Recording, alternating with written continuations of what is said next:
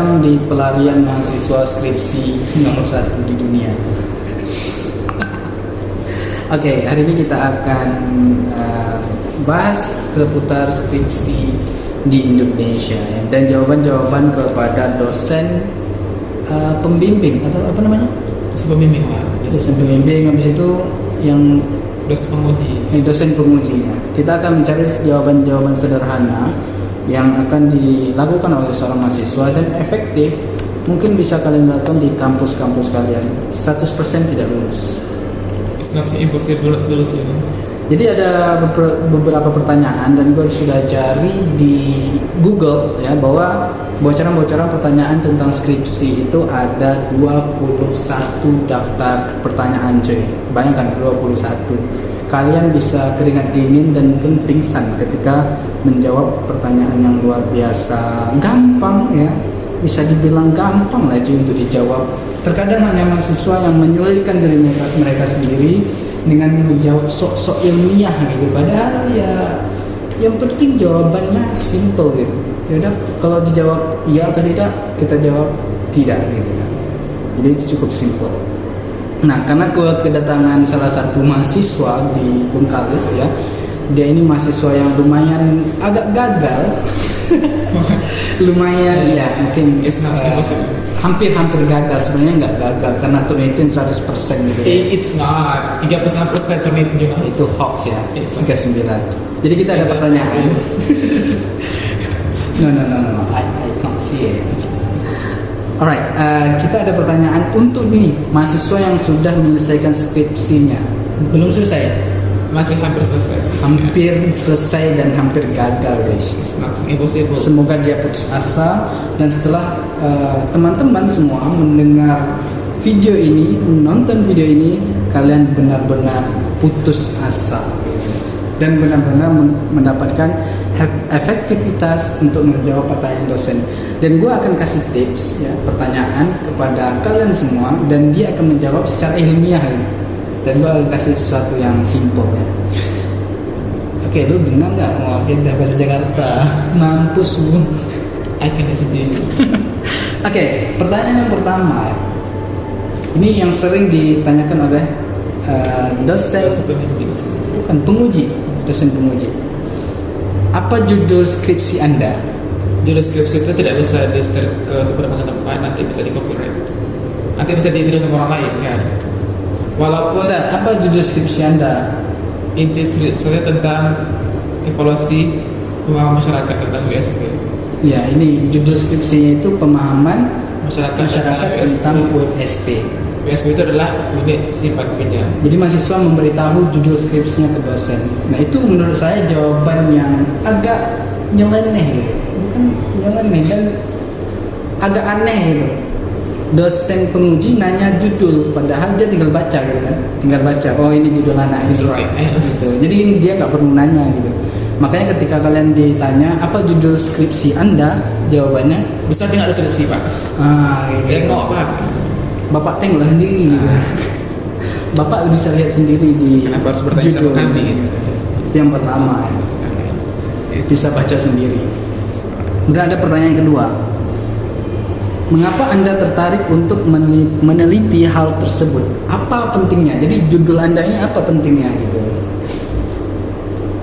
Pentingnya itu bagaimana kita bisa mengevaluasi pemahaman masyarakat tentang USP.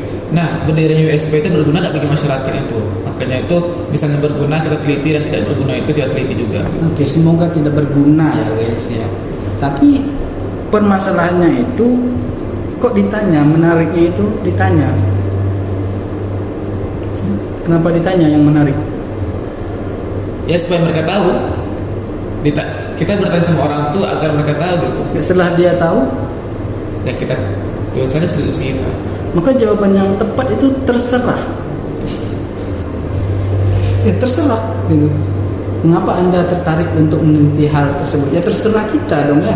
Kita pengen meneliti, kita yang ngeluarin biaya, kita yang pergi ke tempat penelitian, ya terserah kita mau meneliti apa, kok ditanya gitu. Menarik atau tidak ya karena feeling aja kalau itu bagus gitu. Oke, gue lanjut ya. Pertanyaan-pertanyaan selanjutnya ini ada apa lagi? Mengapa meneliti objek tersebut? Saya melihat objek tersebut karena tempat penelitian saya itu dekat dengan rumah saya, maka saya meneliti di tempat saya. Tidak perlu jauh-jauh untuk meneliti, kalau bisa meneliti di tempat sendiri. Berarti Anda ini orang yang malas ya? It's nothing, you know. Jadi Anda ini orang yang malas meneliti. Kita harus menggunakan di waktu rumah. yang produktif itu. Jadi ini adalah contoh mahasiswa rebahan ya guys. Jadi meneliti nggak perlu jauh-jauh, kalian nggak perlu keluar biaya, kalian bisa meneliti di kampung kalian sendiri gitu. Seperti mahasiswa ini, tidak bisa disebut nama instansinya ya. Jadi dia meneliti di samping rumah, tinggal lihat dari jendela gitu. Bisa Pakai apa namanya metode penelitian. ngintip. Metode ngintip, makanya matanya bengkak guys. Kadang Oke, selanjutnya, apa tujuan dari penelitian Anda? tujuan penelitian saya itu ya mengetahui bagaimana, apakah pemahaman masyarakat itu sudah tahu WSP itu. Tujuan Anda meneliti untuk skripsi itu apa? Gitu. Oh ya, sudah banyak otak ya. Jadi dia ada pusing mau jawab. Dia yang punya skripsi, dan dia nggak bisa jawab gitu. Tujuan dari skripsinya dibuat, padahal gampang.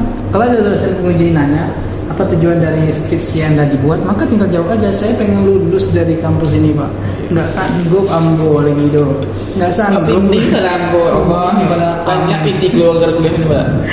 Pening bayo semester nih Pak. Makanya buat skripsi ini tujuannya untuk lulus kuliah ya, bukan ada kepentingan, karena skripsi kalian tuh akan dimasukkan ke gudang, bisa jadi kalian akan lempar ya, nggak ada gunanya gitu. Itu pernyataan yang logis sebenarnya, karena saya banyak menemukan hasil penelitian skripsi itu nggak dipakai, hanya untuk lulus saja gitu. Ya tinggal tempah 3 juta, 4 juta berapa gampang. Itu bagi orang yang mampu, kenapa itu bagi yang tidak mampu pandai-pandai lah. Bagi yang tidak mampu kopas macam dia, copy paste. Yes. Jadi untuk kampus yang bersangkutan yang mengenal beliau, ya saya sebagai saksi, dia ini copy paste. Itu udah kali up yuk, gila kau. Bisa dilihat dari reaksinya ya. Nah, buat seorang itu. Saya bercanda. Pernah di video. Oke, sebenarnya banyak banget pertanyaan untuk mahasiswa ini, tapi saya kasihan karena sebentar lagi dia akan gagal ya. Sebentar lagi dia akan putus asa, dan ini sangat memalukan citra bangsa Indonesia yang kaya raya. Kemudian gue masuk ke pertanyaan terakhir, karena ada 21 pertanyaan dan gue nggak mau buat video yang panjang-panjang tuh, capek ngedit cuy. Oke, terima kasih sudah mau menonton. Belum. channel ini. Satu lagi, once again, right? Oke, Please yang terakhir. Question for me, you know, I'm blank sekarang. Ini dia. Apa teknik pengumpulan data yang dilakukan?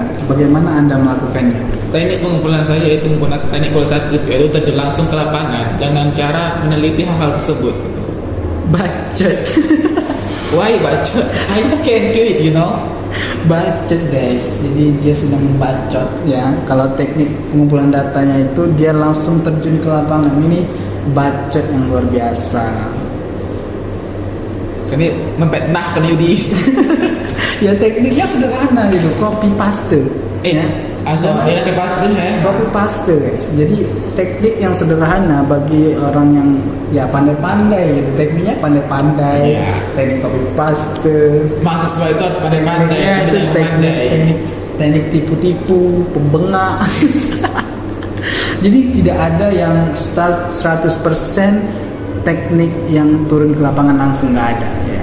Jadi saya pikir skripsi itu nggak 100% murni dari hasil mahasiswa itu sendiri. Yang jelas ada campur tangan referensi lain yang itu copy paste. Dia tidak menganalisis tapi cuma mengubah kata-kata menjadi ya kata-kata mutiara, kata-kata yang dibalik-balik agar turnitinnya itu terhindar dari ya, terhindar dari 100% turnitinnya merah gitu kan.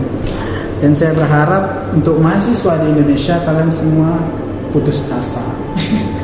Kalian segera berhenti membuat skripsi dan langsung membuat disertasi. Pasti langsung S3 ya. Saya berharap kalian putus asa di S1 dan melanjutkan S2. Oke, sampai jumpa. Yeah, that's right.